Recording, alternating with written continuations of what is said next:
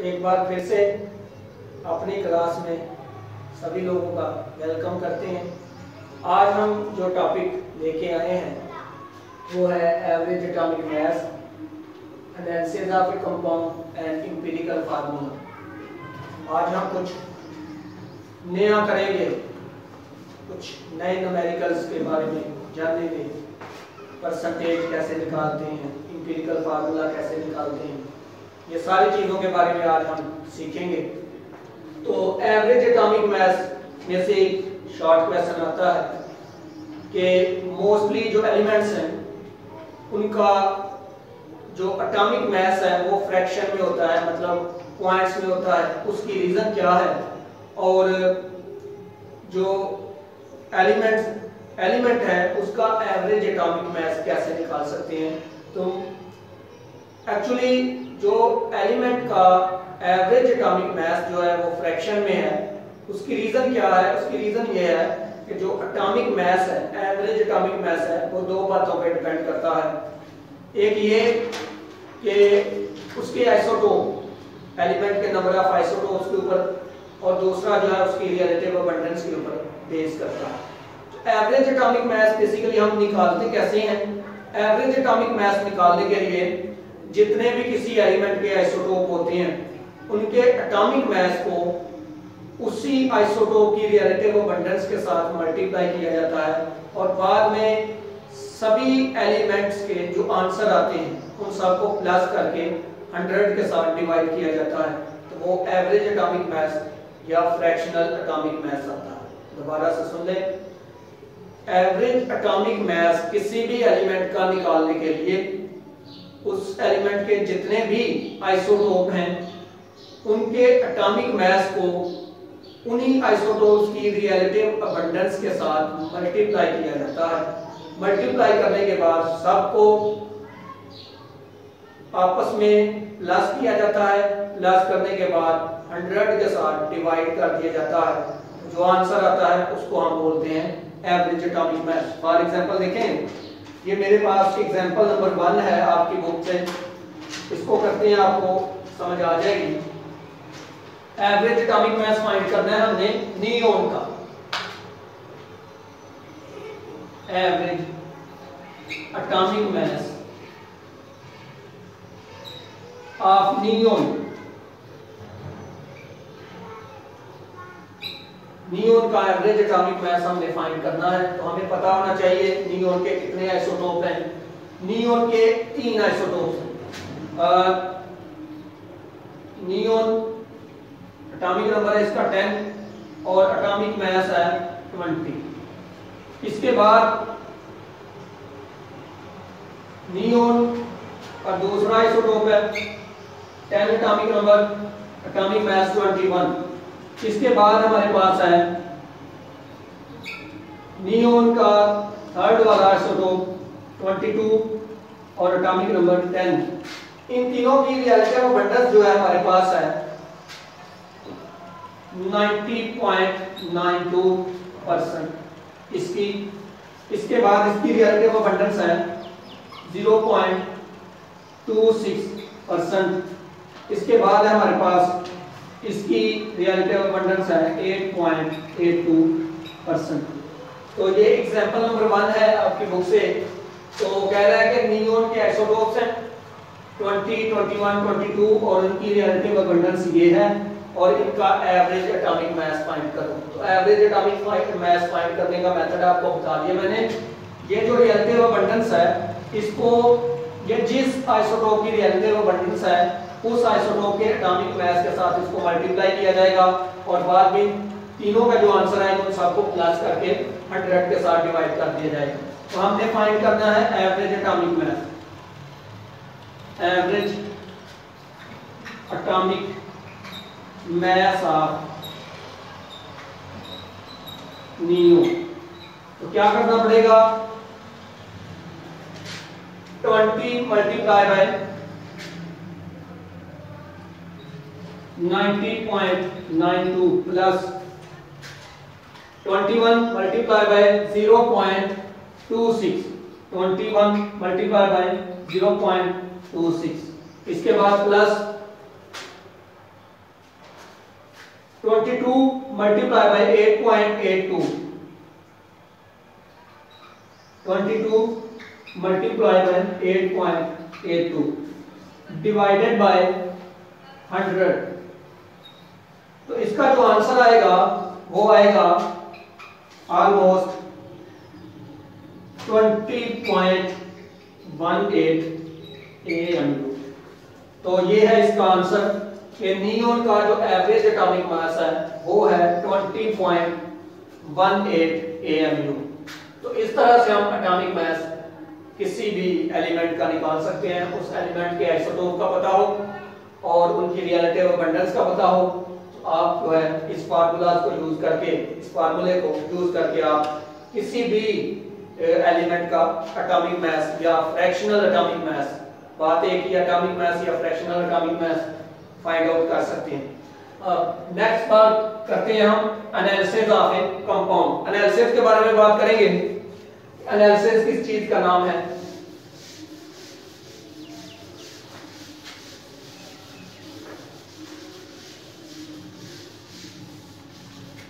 Analysis of A compound.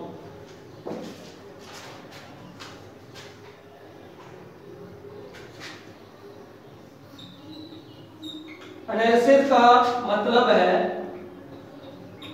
तज्जिया करना, किसी compound को देखना कि वो कंपाउंड किन किन एलिमेंट से मिलकर बना हुआ है और कौन कौन से एलिमेंट कितनी कितनी क्वांटिटी में उसमें मौजूद हैं। इसको बोलते हैं एनालिसिस। एनालिसिस जो है बेसिकली तज्जिया करना है कि मतलब क्या, एक कंपाउंड आपको दिया जाता है और कहा जाता है कि इसका एनालिसिस करें। तो एनालिसिस क्या होता है? एनालिसिस करने के लिए आपको सबसे पहले उस कंपाउंड को ब्रेक डाउन करके चेक करना पड़ता है कि ये जो कंपाउंड है किन किन एलिमेंट से मिलकर बना हुआ है और ये एलिमेंट जो मौजूद हैं कितनी कितनी क्वांटिटी में मौजूद है। तो इसको बोलते हैं एनालिसिस। ठीक है। एनालिसिस की अगर डेफिनेशन करें तो इसकी डेफिनेशन ये है, process in which elements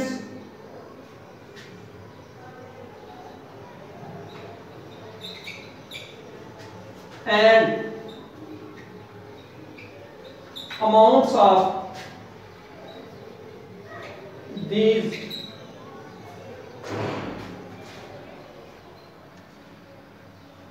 elements are measured। क्या मतलब है इसका? ऐसा तरीकाकार जिसमें किसी एलिमेंट्स को फाइंड आउट किया जाए वो कंपाउंड के अंदर कौन कौन से एलिमेंट्स हैं और कितनी कितनी क्वांटिटी में मौजूद हैं, उसको बोलते हैं एनालिसिस। भैया इन एनी कंपाउंड या present in any compound, present in any compound, किसी कंपाउंड के अंदर मौजूद एलिमेंट्स को चेक करना और वो कितनी कितनी क्वांटिटी में मौजूद हैं, इसको बोलते हैं एनालिसिस। एलिमेंट्स की आइडेंटिफिकेशन और अमाउंट्स के एतबार से एनालिसिस दो तरह के हैं, qualitative analysis and quantitative analysis. Qualitative analysis क्या है?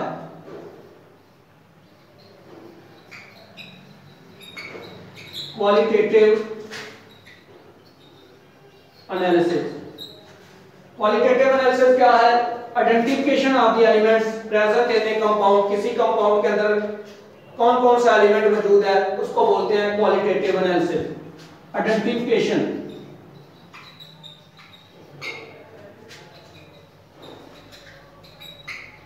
Of elements present in a compound,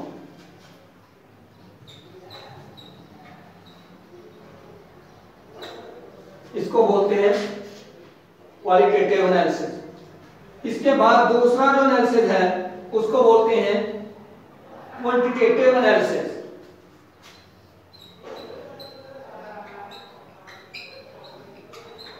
quantitative analysis ये क्या है? Measurements of the elements present in a compound is called quantitative analysis. मतलब क्या? Determination of the measurements of the elements, find out the amount of the elements, measurements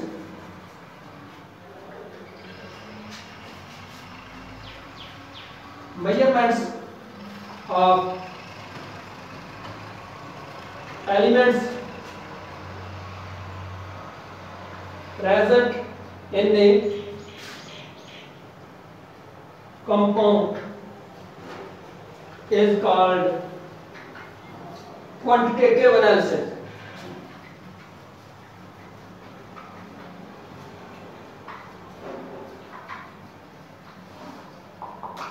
for example देखें, अगर हम for example के तौर पे मैं water का एक मॉलिक्यूल लेता हूं और मुझे कहा जाता है इसका एनालिसिस करो, तो सबसे पहले मैं इसका एनालिसिस क्वालिटेटिव एनालिसिस करूंगा। क्वालिटेटिव एनालिसिस में क्या करना है? मैं चेक करूंगा कि वाटर किन किन एलिमेंट से मिलकर बना है। जब मैं इसका क्वालिटेटिव एनालिसिस चेक करूंगा तो मुझे पता चलेगा कि वाटर जो है दो तरह के एलिमेंट से मिलकर बना हुआ है, हाइड्रोजन से और ऑक्सीजन से। उसके बाद जब मुझे पता चल जाएगा कि वाटर जो है दो तरह के एलिमेंट से मिलकर बना हुआ है, हाइड्रोजन और ऑक्सीजन से, उसके बाद मैं इनकी क्वांटिटी चेक करूंगा, यानी कि क्वांटिटेटिव एनालिसिस करूंगा। तो क्वांटिटेटिव एनालिसिस में मुझे पता चलेगा कि वाटर के अंदर हाइड्रोजन जो है 2 एटम्स के साथ और ऑक्सीजन जो है 1 एटम्स के साथ जो है क्वांटिटी के तौर पे, मतलब क्या कि 2:1। क्वांटिटेटिव एनालिसिस में जब मैं वाटर का क्वांटिटेटिव एनालिसिस करूंगा तो मुझे पता चलता है कि वाटर के एक मॉलिक्यूल के अंदर 2 हाइड्रोजन के एटम है और 1 ऑक्सीजन के एटम है। मतलब अमाउंट कितनी है? 2 हाइड्रोजन के एटम और 1 ऑक्सीजन का एटम मिलके वाटर का एक मॉलिक्यूल बना हुआ है। तो ये है भाई क्वांटिटेटिव और क्वालिटेटिव एनालिसिस। यहाँ पे आपकी बुक के अंदर एक डेफिनेशन दी हुई है परसेंटेज ऑफ कंपाउंड या परसेंटेज कंपोजिशन की। किसी भी कंपाउंड की आप परसेंटेज फाइंड आउट कैसे कर सकते हैं? तो परसेंटेज कैसे फाइंड करेंगे? परसेंटेज फाइंड करने के लिए क्या करना पड़ता है? हमें 2 चीजों का पता होना चाहिए परसेंटेज फाइंड करने के लिए। सबसे पहले जिस एलिमेंट की, जिस कंपाउंड से हमने परसेंटेज फाइंड करनी है, जिस कंपाउंड से जिस एलिमेंट की परसेंटेज फाइंड करनी है, उस कंपाउंड का मास पता होना चाहिए। दूसरी बात, जिस एलिमेंट की हमने परसेंटेज फाइंड करनी है उसका भी मास पता होना चाहिए। 2 चीजों का पता होना चाहिए। जिस कंपाउंड से हमने परसेंटेज किसी एलिमेंट की निकालनी है उस कंपाउंड का मास पता होना चाहिए, और जिस एलिमेंट की परसेंटेज निकालनी है उस एलिमेंट का मास पता होना चाहिए। तो हम जो है फार्मूला अप्लाई करके परसेंटेज निकाल सकते हैं। तो सबसे पहले बात करते हैं हम डेफिनेशन ऑफ परसेंटेज की, उसके बाद हम बात करेंगे फार्मूला ऑफ परसेंटेज के बारे में। देखते हैं जी परसेंटेज क्या है।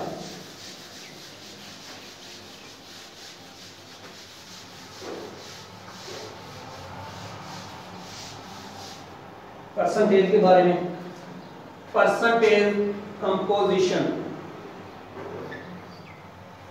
परसेंटेज क्या है?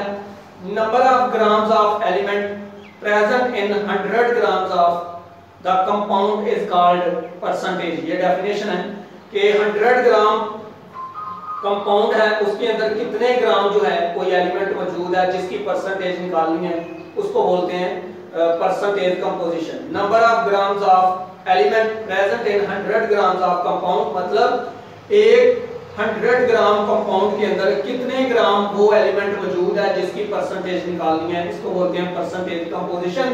तो इसका फार्मूला क्या होगा? मास ऑफ एलिमेंट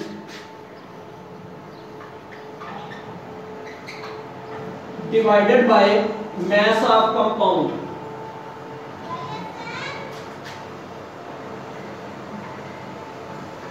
मल्टीप्लाई बाय 100। क्योंकि हमने परसेंटेज कंपोजिशन निकालनी है तो इसलिए हमने 100 के साथ इसको मल्टीप्लाई किया है। तो इसकी डेफिनेशन क्या हुई परसेंटेज की? Mass, number of grams of element, मतलब mass of element present in 100 grams of compound is called percentage composition. तो परसेंटेज कंपोजिशन के एतबार से हमारी बुक जो है आपकी, इसके अंदर एग्जांपल नंबर 2 है। एग्जांपल नंबर 2 के अंदर क्या कहता है कि स्कॉर्बिक एसिड है। स्कॉर्बिक एसिड आपने याद रखना है एमसीक्यूज के तौर पे, विटामिन सी को कहते हैं। स्कॉर्बिक एसिड जो है विटामिन सी को कहा जाता है, ये एमसीक्यू किया जाता है। स्कॉर्बिक एसिड या विटामिन सी जो है किसको कहते हैं, तो विटामिन सी जो है स्कॉर्बिक एसिड को कहा जाता है।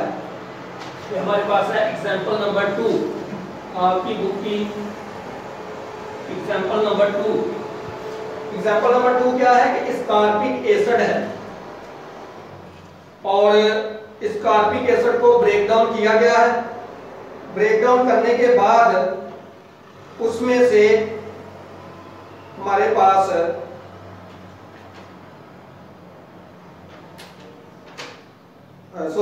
हमारे पास एक कंपाउंड है, स्कॉर्बिक एसिड वाला नहीं है, हमारे पास एक कंपाउंड है और उसका मैस है, मैस ऑफ कंपाउंड। हमारे पास जो है एक कंपाउंड है और उसका मैस है 8.657 ग्राम। ये है मैस ऑफ कंपाउंड। उसको ब्रेक डाउन किया गया है।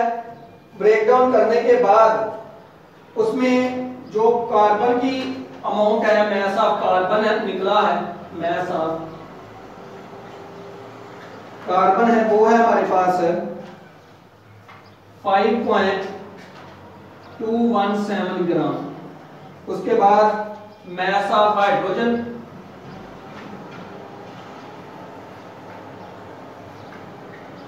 मैस ऑफ हाइड्रोजन है हमारे पास 0.962 ग्राम। इसके बाद mass of oxygen,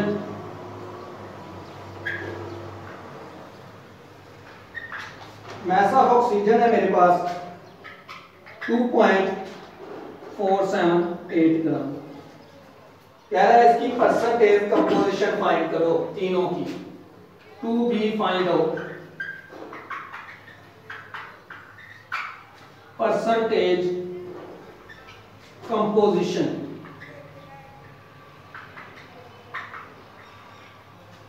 of each element. ये दोबारा से सुन ले, कंपाउंड है, इसका इतना मैस है, इसको ब्रेक डाउन किया गया है। ब्रेक डाउन करने के बाद कार्बन का इस कंपाउंड से इतना मैस निकला है, हाइड्रोजन का इतना निकला है, ऑक्सीजन का ये निकला है, और कह रहा है इन तीनों की इंडिविजुअल परसेंटेज कंपोजिशन निकालें।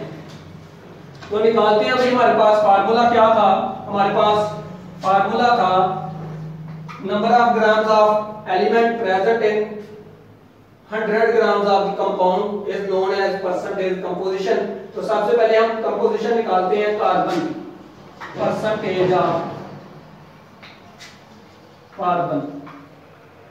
कार्बन की जो परसेंटेज आएगी कैसे आएगी, ये है कार्बन का mass 5.217 divided by mass of a compound 8.657। तो यहां पे मल्टीप्लाई करेंगे 100 के साथ। इसका जो आंसर आएगा हमारे पास परसेंटेज ऑफ कार्बन का,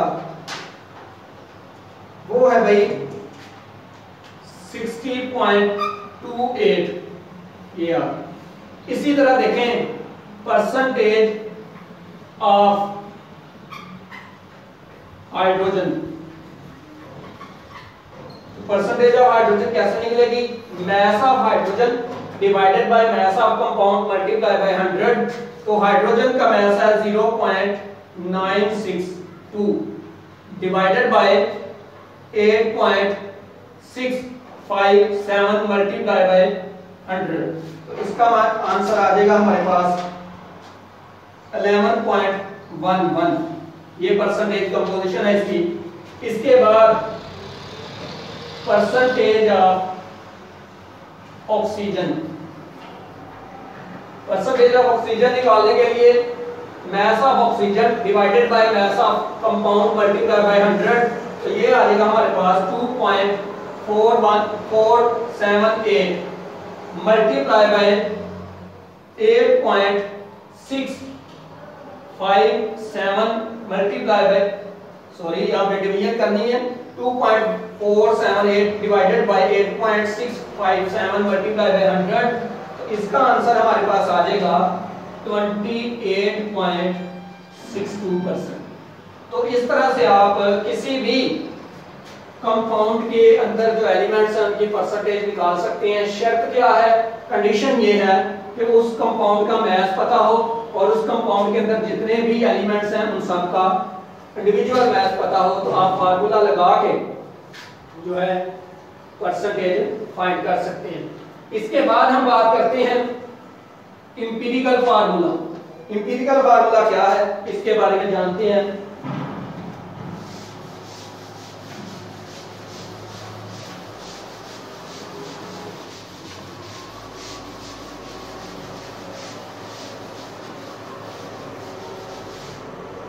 empirical formula,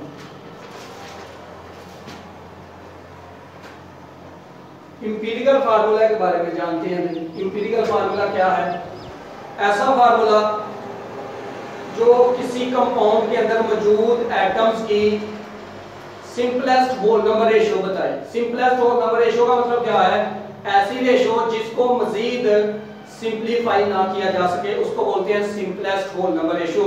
the formula which represents the simplest whole number ratio of the elements present in any compound is known as empirical formula। For example देखें जी, मेरे पास है ग्लूकोज का फार्मूला है, molecular formula C6H12O6। इसकी अगर मैं simplest whole number ratio निकालूं, C ratio hydrogen ratio oxygen, मतलब carbon ratio hydrogen ratio oxygen, तो ये है मेरे पास 6 12 6। इसको अगर मैं सिंपलीफाई करूं तो ये आएगा 1:2:1। ये है सिंपलेस्ट होल नंबर रेशियो। इससे ज्यादा सिंपलीफाई नहीं किया जा सकता इसको। अगर इसको इससे ज्यादा सिंपलीफाई करेंगे तो यहाँ पे हमारे पास 0.5, यहाँ पे हमारे पास 1, यहाँ पे फिर 0.5 आएगा।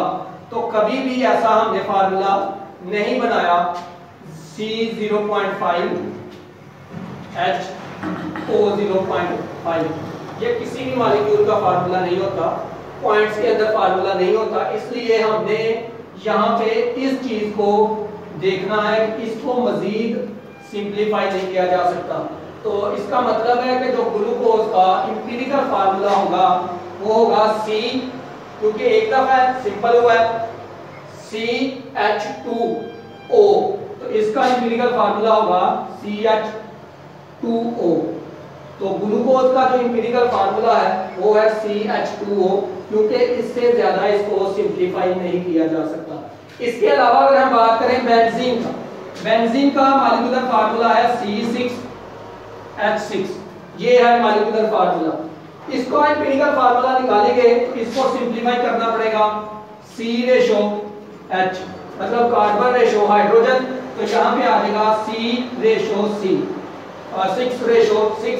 इसको सिंपलीफाई करेंगे तो 1:1। इससे ज्यादा सिंपलीफाई करेंगे तो पॉइंट में आंसर आएगा, हमें पॉइंट में आंसर नहीं चाहिए। तो इसका मतलब है कि जो इसका एम्पिरिकल फार्मूला होगा वो हो जाएगा CH। मतलब क्या कि बेंजीन का जो एम्पिरिकल फार्मूला है वो है CH, और ग्लूकोज का जो एम्पिरिकल फार्मूला है वो है CH2O। इसके अलावा अगर हम बात करें वाटर का, फॉर एग्जांपल देख लेते हैं एम्पिरिकल फार्मूला। तो वाटर का मॉलिक्यूलर फार्मूला ये है, इसको अगर सिंपलीफाई करें मतलब हाइड्रोजन रेशो ऑक्सीजन 2:1, इसको मजीद सिंपलीफाई करेंगे तो ये पॉइंट्स में आएगा, हमें आंसर पॉइंट में नहीं चाहिए। तो इसका मतलब ये है कि इसको मजीद सिंपलीफाई नहीं किया जा सकता। तो इसका मतलब है कि वाटर का एम्पिरिकल फार्मूला और मॉलिक्यूलर फार्मूला यही है। तो ये मैंने एग्जांपल्स आपको बताई हैं, इससे एम्पिरिकल फार्मूला की जो डेफिनेशन है वो सामने आ रही है कि एम्पिरिकल फार्मूला किसी भी कंपाउंड का क्या है, ऐसा फार्मूला जो कंपाउंड के अंदर मौजूद एलिमेंट्स की सिंपलेस्ट होल नंबर रेशियो को डिस्क्राइब करता है। ये एक्चुअल नंबर ऑफ एटम्स को डिस्क्राइब नहीं करता, एक्चुअल नंबर ऑफ एटम्स को डिस्क्राइब करता है मॉलिक्यूलर फार्मूला। उसके बारे में हम नेक्स्ट क्लास में बात करेंगे। यहाँ पे सिर्फ और सिर्फ हम बात कर रहे हैं इंपीरिकल फार्मूला की कि इंपीरिकल फार्मूला जो है वो सिर्फ और सिर्फ किसी भी कंपाउंड के अंदर मौजूद एटम्स की सिंपलेस्ट होल नंबर रेशियो को डिस्क्राइब करता है। नेक्स्ट हम बात करते हैं how we can find out the empirical formula of any element, किसी भी ऑफ एनी कंपाउंड, किसी भी कंपाउंड का हम इंपीरिकल फार्मूला कैसे फाइंड आउट कर सकते हैं। तो इंपीरिकल फार्मूला फाइंड आउट करने के लिए हम यूज करते हैं चार स्टेप्स यूज करके हम किसी भी कंपाउंड का इंपीरिकल फार्मूला फाइंड आउट कर सकते हैं। तो देखते हैं how we find out empirical formula.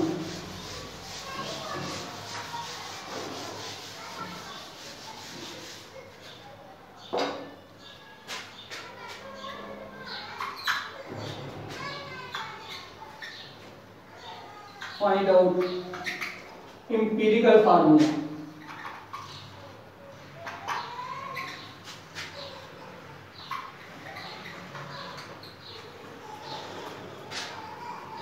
Four steps हैं जिसके थ्रू हम इंपीरिकल फार्मूला फाइंड आउट करेंगे। पहला स्टेप क्या है,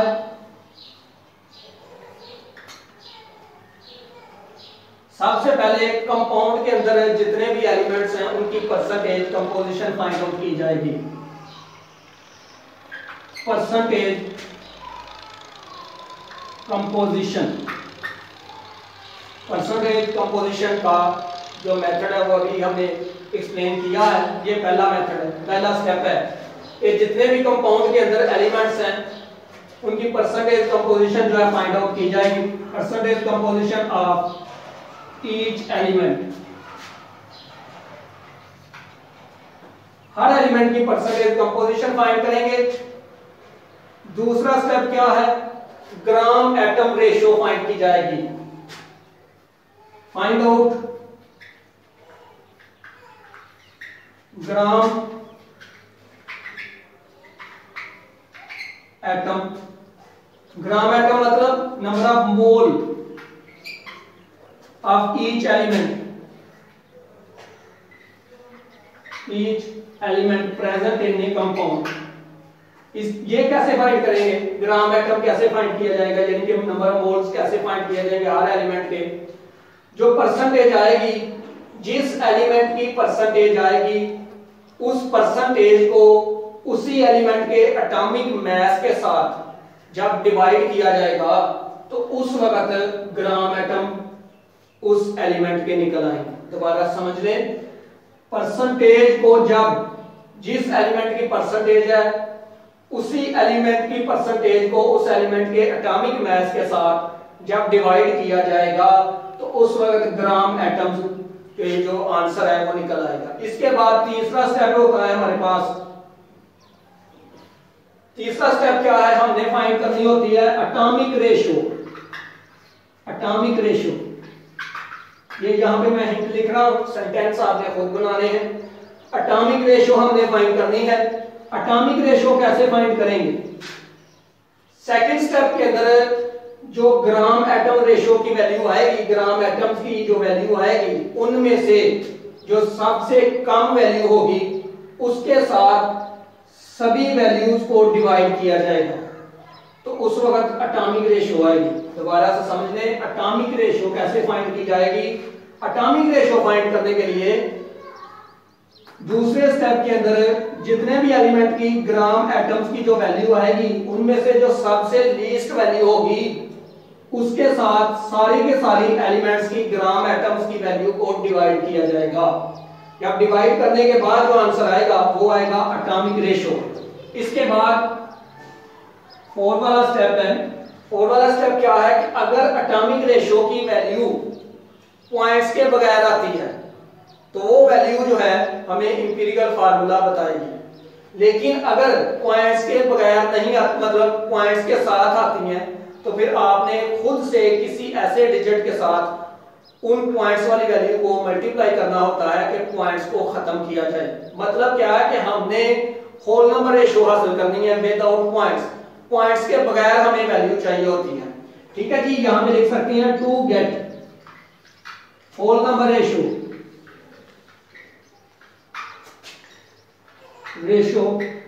गिव्स इंपीरिकल फार्मूला।